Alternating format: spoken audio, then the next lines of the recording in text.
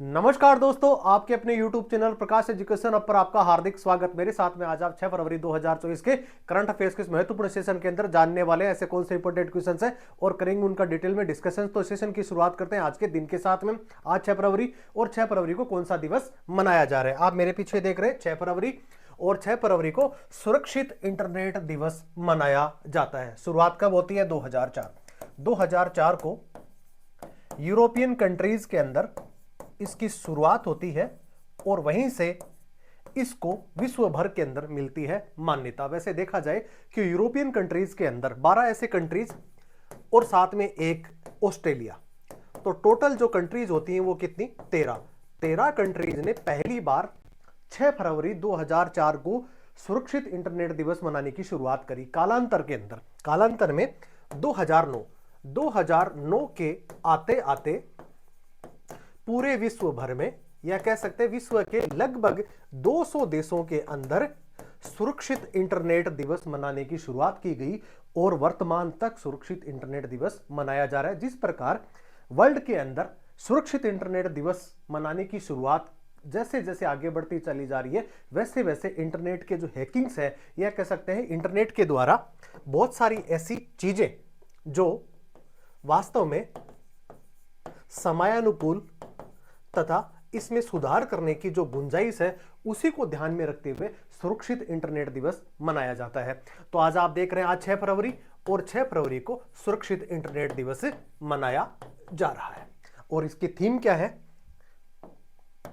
विश्व में तकनीक के द्वारा आर्थिक तरक्की तथा साथ ही साथ मानव कल्याण, ये इंटरनेट दिवस की है थीम 6 फरवरी को जो मनाया जा रहा है 2024 के संदर्भ में। तो अब जानते हैं आज के दिवस का पहला प्रश्न आपसे पूछा जा रहा है कि हाल ही में किस राज्य में 3 दिवसीय वेरुल अजंता महोत्सव की शुरुआत करी गई है?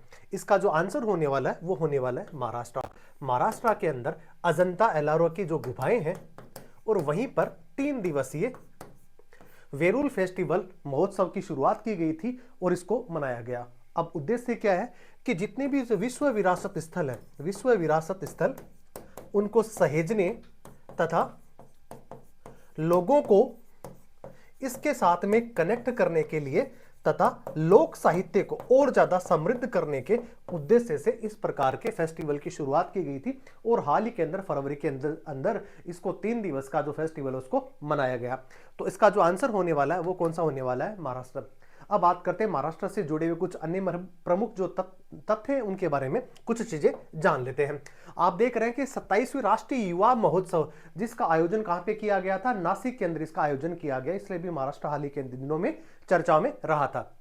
अब बात करते हैं महाराष्ट्र पुलिस का नया डीजीपी कौन बनी है? एक महिला महानिदेशक जिनका नाम है रश्मि शुक्ला को नियुक्त किया गया। अब बात करते हैं देश की सबसे बड़ी अर्थव्यवस्था वाला जो राज्य है वो कौन सा है? वो भी महाराष्ट्र है। और सबसे ज्यादा अगर एफडीआई आता है, जो निवेश आता है विदेशों में, वो जो गंतव्य स्थान है किसी राज्य का पूरे भारतवर्ष के अंदर, उस राज्य का आंसर भी कौन सा होगा? वो भी महाराष्ट्र ही होगा। अब बात करते हैं कि अटल सेतु पुल, कह सकते हैं भारत का सबसे बड़ा समुद्र के ऊपर जो पुल बनाया गया जिसकी लंबाई है वो 21.8 किलोमीटर है, वो भी कहां पे है? महाराष्ट्र के अंदर ही है।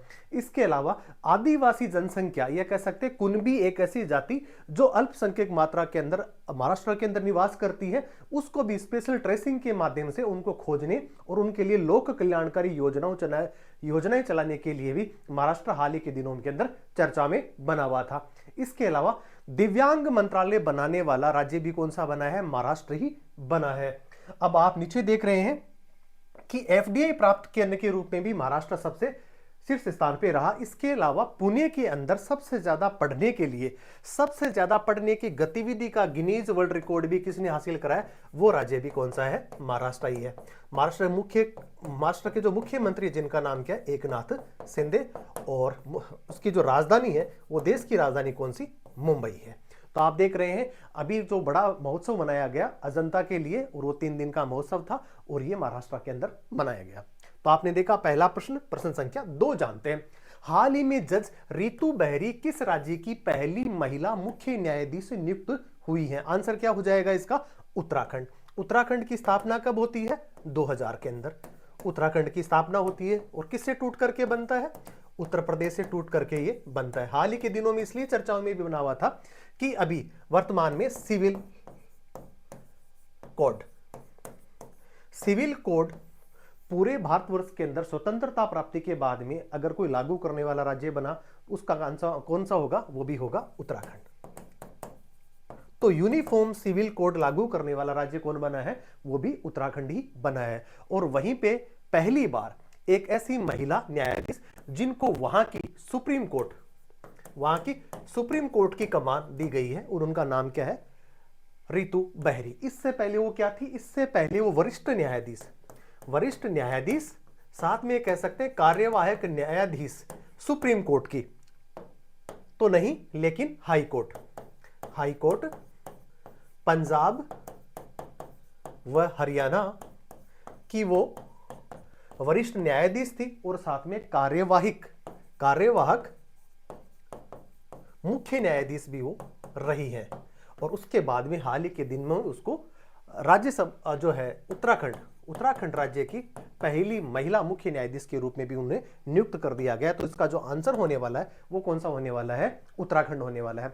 हाल ही के दिनों के अंदर एक प्रश्न हुआ, आपने देखा था, पहले सेशन में कवर करा था कि हरिद्वार के अंदर पर्यटकों तथा स्थानीय नागरिकों के लिए पुलिसिंग द्वारा एक ईवी स्कूटर के माध्यम से निगरानी रखने के लिए भी इस प्रकार की व्यवस्था करी गई थी हरिद्वार के अंदर। वो राज्य भी जो है कौन सा बना था? उत्तराखंड ही बना था। उत्तराखंड के जो मुख्यमंत्री हैं जिनका नाम पुष्कर सिंह धामी है। देख लेते हैं इसके बारे में कुछ अन्य चीजें। उत्तराखंड इससे पहले हरियाणा और पंजाब हाईकोर्ट की वो कार्यवाहक मुख्य न्यायाधीश रही हैं। स्मार्ट पुलिसिंग को बढ़ावा देने के लिए, पर्यटकों को, स्थानीय नागरिकों को सुरक्षा प्रदान करने के लिए एक स्कूटर उत्कर्ष स्मॉल फाइनेंस के द्वारा इसको दान में किया गया था। और समान नागरिक संहिता लागू करने वाला स्वतंत्रता प्राप्ति के बाद में अगर कोई राज्य बना है, उस राज्य का नाम क्या है? उत्तराखंड है। चलिए जान लेते हैं अगला प्रश्न, प्रश्न संख्या 3। हाल ही में किस देश ने भारत को 31 प्रेडेटर ड्रोन बेचने की मंजूरी दी है? आंसर इसका क्या हो जाएगा? अमेरिका। यह सौदा जैसे ही हो गया है उसके 3 साल के बाद में, 3 साल बाद ये ड्रोन भारत को मिलने शुरू हो जाएंगे। तो इसका जो आंसर होगा कौन सा होगा? अमेरिका होगा। भारत का महत्वपूर्ण रक्षा साझेदार अमेरिका, +2+2 की वार्ता भारत के साथ में अमेरिका करता है। और मालाबार एक्सरसाइज के बारे में बात करें, उसके अंदर भी पार्टनर के तौर पे भी भाग लेता रहता है। इसके अलावा हमने अगर रक्षा आयुध और इसके अलावा रक्षा उपकरण हमने अमेरिका से कौन कौन से आयात करे हैं, देख लेते हैं इसके बारे में कुछ अन्य चीजें। चिनूक हेलीकॉप्टर, अपाचे, उसके अलावा C-17 ग्लोब मास्टर, हरक्यूलस, ये सारे के सारे विमान भी हमने कहां से आयात करे हैं? ये भी अमेरिका से ही हमने करे हैं। और इसी के कड़ी के अंदर 31 प्रेडेटर ड्रोन जो है उसको भी हमने कहां से खरीदने की योजना बनाई है? आंसर इसका हो जाएगा कौन सा? अमेरिका। अब हाल ही के अंदर अमेरिका इसलिए भी चर्चाओं में बना हुआ है कि 1 से लेकर के 29 जून को तक अमेरिका साथ में वेस्ट इंडीज, दोनों ऐसे देश जो संयुक्त रूप से विश्व कप कौन सा? T20 2024 का जो होने वाला है उसकी मेजबानी करने का कार्य भी कौन कर रहे हैं? यही देश कर रहे हैं। इसके अलावा 2026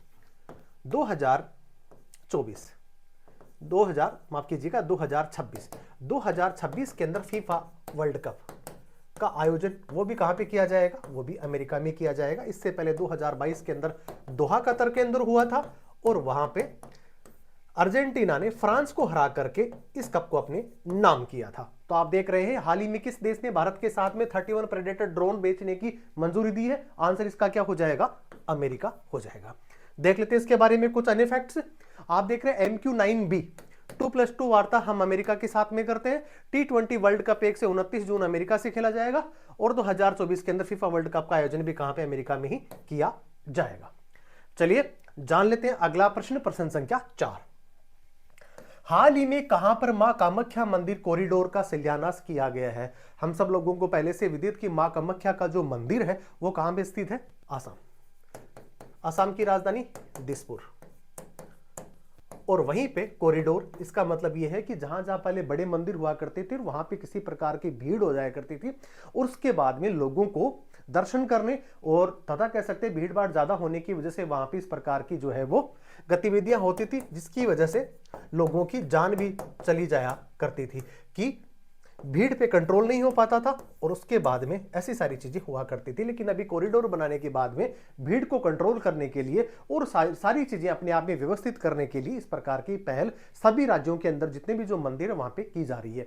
चलिए अभी आपने देखा कि राजस्थान के अंदर जो खाटू श्याम जी का मंदिर है वहां पे भी भीड़ का असंतुलन ज्यादा बढ़ने की वजह से वहां पे कई लोगों की मृत्यु हो गई थी। और इसी को ध्यान में रखते हुए जितने भी जो राज्य जहां पे बड़े बड़े मंदिरों के अंदर मेले लगते हैं और सबसे ज्यादा दर्शनार्थी दर्शन करने के लिए जाते हैं मंदिरों के अंदर, वहां पे इस प्रकार की व्यवस्था की गई है। इसका जो आंसर होने वाला है वो कौन सा होने वाला है? असम। और वर्तमान में हेमंत बिस्वा शर्मा वहां के मुख्यमंत्री, इसके अलावा गुलाब चंद कटारिया वहां के राज्यपाल हैं। अब बात कर लेते हैं कि हाल ही के अंदर असम इसलिए भी चर्चाओं में बना हुआ था क्योंकि टाटा ग्रुप के द्वारा 40,000 करोड़ रुपए का वहां पे निवेश किया गया है।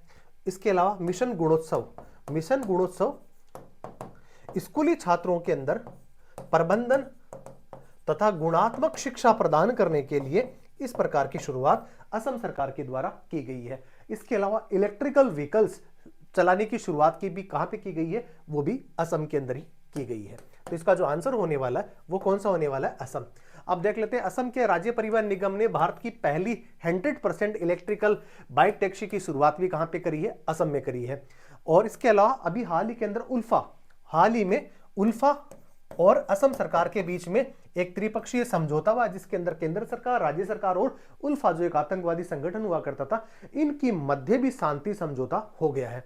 अब बात करते हैं 8वां ब्रह्मपुत्र वाली फिल्म फेस्टिवल गुवाहाटी में, जिसका क्या हुआ? आयोजन किया गया। अभी बात करते हैं अमृत वृक्ष आंदोलन के लिए असम के मुख्यमंत्री को गिनीज वर्ल्ड रिकॉर्ड प्रमाण पत्र भी प्राप्त हुआ है। तो आपने देखा असम के बारे में कुछ ऐसे अनछुए पहलू जो आपके लिए हो सकते हैं काफी एग्जाम के हिसाब से काफी महत्वपूर्ण साबित ये हो सकते हैं। चलिए जानते हैं अगला प्रश्न, प्रश्न संख्या 5। हाल ही में किस राज्य सरकार ने कोरोमंडल फर्टिलाइजर पर 5.92 करोड़ रुपए का जुर्माना लगाया है? आंसर इसका क्या हो जाएगा? तमिलनाडु ने इस प्रकार का एक बड़ा जुर्माना इसके ऊपर लगाया है। इसके बारे में कुछ अन्य चीजें जान लेते हैं। हाल ही के अंदर हुंडई और आईआईटी मद्रास में तमिलनाडु में हाइड्रोजन इनोवेशंस वाली एक बहुत बड़ी परियोजना का भी उन्होंने शुभारंभ करने वाले हैं। टाटा पावर ने तमिलनाडु में 70,000 करोड़ रुपए के निवेश की घोषणा भी करी है। भारत का पहला तिलपिया परियों पर वायरस तमिलनाडु के अंदर ही वर्तमान में रिपोर्ट किया गया। इसके अलावा स्ट्रीट चाइल्ड वर्ल्ड कप कह सकते हैं क्रिकेट का, वो कहां पे इसका आयोजन होने वाला है? वो भी चेन्नई के अंदर इसका आयोजन किया जाएगा। तो कोरोमंडल है ये कहां पे है? ये तमिलनाडु के अंदर है, जिसपे अभी क्या लगाया गया? 5.92 करोड़ रुपए का एक जुर्माना लगाया गया है। जानते हैं अगला प्रश्न, प्रश्न संख्या 6। हाल ही में शतरंज का विंबलडन टाटा स्टील मास्टर 2024 का खिताब किसने जीता है? तो इसने वेंग यी। ये कहां के खिलाड़ी हैं? ये चीनी खिलाड़ी हैं। चीनी खिलाड़ी ने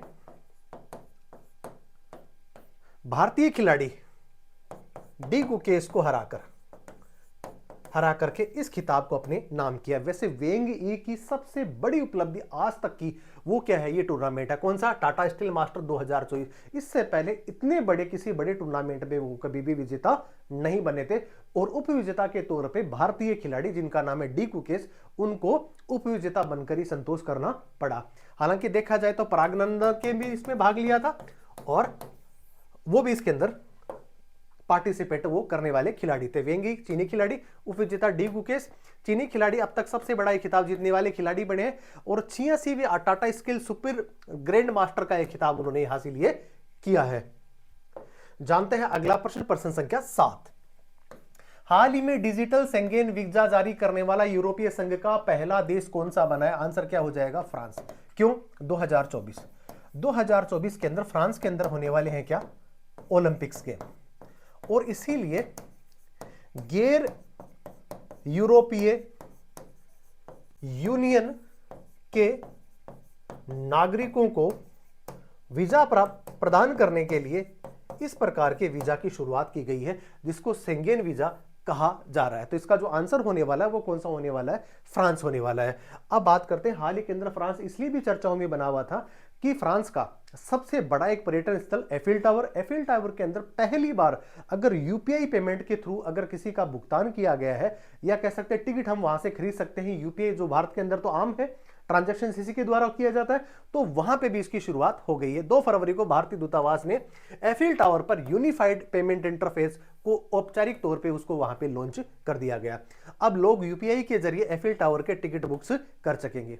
अब बात करते हैं कि वर्तमान में फ्रांस के अंदर ऐसे कौन से अंतरराष्ट्रीय संगठन है जिनका मुख्यालय कहां पर स्थित है? वो है फ्रांस के अंदर। सबसे पहले देख रहे हैं आईईए, इंटरनेशनल एनर्जी एजेंसी का हेडक्वार्टर कहां पे है? ये भी फ्रांस के अंदर है। और बात करते हैं दूसरी FATF, financial action task force, इसका कहां है हेडक्वार्टर? इसका भी फ्रांस के अंदर ही है। यूनेस्को तथा रिपोर्ट्स विदाउट बॉर्डर ऑफिस का कार्यालय कहां है? वो भी वहीं पे स्थित है। अब भारत के साथ में फ्रांस कौन कौन सी जॉइंट एक्सरसाइज करता है? तो गरुड़ शक्ति है, वरुण शक्ति है, इस प्रकार के अब जो जितने भी जो जॉइंट एक्सरसाइज है वो भारत के साथ में फ्रांस कंडक्ट करता है। अभी 2024 के अंदर अगस्त के अंदर एक तरंग शक्ति अभ्यास, बहुत बड़ा एक वायुसेना का अभ्यास अभी जोधपुर के अंदर जो इसका आयोजन किया जाएगा, वहां पे भी फ्रांस की सेना इसके अंदर लेने वाली है भाग। और वैसे देखा जाए तो फ्रांस का जो लड़ाकू विमान रफेल है वो भी भारत ने आयात किया था और अपने लड़ाकू बेड़े के अंदर उसको किया है शामिल, जो एक अत्याधुनिक कैटेगरी का एक लड़ाकू विमान है। अब बात करते हैं, भारतीय प्रधानमंत्री को फ्रांस का Grand Cross of the Legion of the Honour award से भी उनको सम्मानित किया गया है। जबकि 26 जनवरी 2024 के गणतंत्र दिवस की जो परेड हुई थी उसके अंदर मुख्यमंत्री कह सकते हैं मुख्य अतिथि के तौर पे किसी ने शिरकत करी थी, उस राष्ट्र के राष्ट्रपति जिनका नाम मैक्रो है वो भी यहाँ पे पधारे थे। हाल के अंदर संत कवि तिरुवल्लुवर की प्रतिमा का उद्घाटन भी कहां पे किया गया था?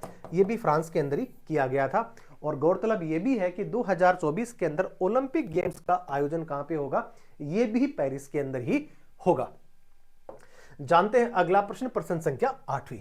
The asset of triple A awards for sustainable finance 2024 में किसे बेस्ट ग्रीन बॉन्ड कॉर्पोरेट का अवार्ड दिया गया है? एक भारतीय कंपनी और ये महारत्न कंपनी, और ये विद्युत प्रसारण विभाग के अंतर्गत करती है ये काम, और उसी को इस अवार्ड से नवाजा गया है। तो इसका जो आंसर होने वाला है वो कौन सा होने वाला है? विद्युत मंत्रालय के अधीन एक महारत्न कंपनी RIC लिमिटेड 2023 में 750 मिलियन अमेरिकी डॉलर ग्रीन बॉन्ड जारी करने के लिए इस प्रकार का अवार्ड इस कंपनी को मिला है। एक सार्वजनिक PSU कंपनी जिसका स्वामित्व सरकार के पास में है। अब जानते हैं आज के सेशन का अंतिम प्रश्न क्या है, देखते हैं। हाल ही में जारी टॉम ट्रैफिक इंडेक्स रैंकिंग 2023 के अनुसार दुनिया का सबसे ज्यादा ट्रैफिक जाम वाला शहर कौन सा बना है?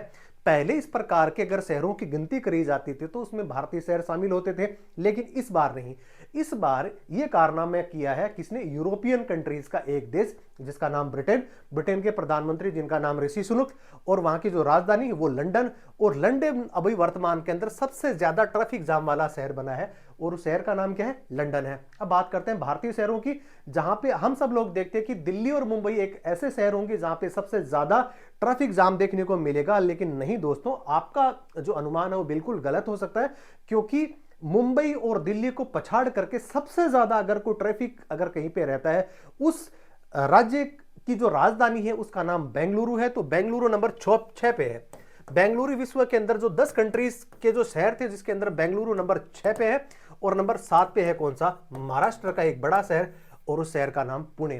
तो जहां पे सबसे ज्यादा अगर ट्रैफिक जाम रहता है उस स्थिति में इस बार बेंगलुरु को पछाड़ करके लंदन सबसे ज्यादा ट्रैफिक वाला जाम वाला देश बना है, या कह सकते हैं शहर बना है। और इसके अलावा भारतीय शहरों की सूची में अगर देखा जाए तो नंबर 6 पे जो है वो बेंगलुरु, और नंबर 7 पे है पुणे। तो आप मेरे पीछे देख रहे हैं हाल ही में जारी टॉम ट्रैफिक इंडेक्स रैंकिंग 2023 के अनुसार दुनिया का सबसे ज्यादा ट्रैफिक जाम वाला शहर कौन सा बना है? तो आंसर इसका क्या हो जाएगा? ये हो जाएगा लंदन, जो ब्रिटेन की राजधानी है। चलिए इसके बारे में कुछ अन्य चीजें जान लेते हैं। हम सब देख रहे हैं कि London Britain Tom Tom traffic ने 55 देशों के 387 इसके अंदर शहर थे उनको शामिल किया गया था, और उसके अंदर टॉप 10 ऐसे कह सकते हैं किसी देशों की जो अलग अलग जो शहर थे उनको उस कंट्री के अंदर चुना गया था, और उसके अंदर जो पहला स्थान है वो ब्रिटेन की जो राजधानी है लंदन को मिला है, जबकि भारत में बेंगलुरु नंबर 6 पे और पुणे नंबर 7 पे सबसे ज्यादा ट्रैफिक झेलने वाला वो शहर बने हैं। तो आज के लिए बस इतना ही। बने रहिए प्रकाश एजुकेशन हब के साथ में। जय हिंद, जय भारत।